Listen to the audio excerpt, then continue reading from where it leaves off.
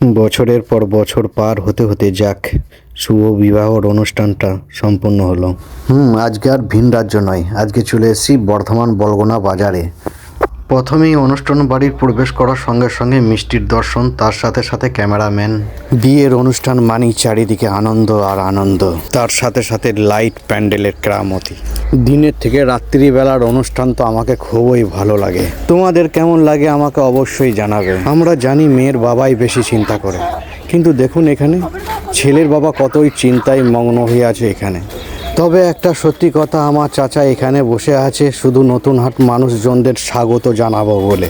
গ্রামের মানুষ আসছে বিভিন্ন গিফট নিয়ে হাতে করে, এইগুলো দেখতে তো আমার খুবই আকর্ষণীয় লাগে। কফি খাওয়ার পর চলে গেলাম মেন আসরে। আই বড় ভাত খাচ্ছে সেই থালার কাছে পৌঁছে গেছি। এখানে এসে তো দেখি শুধু টাকা আর টাকা।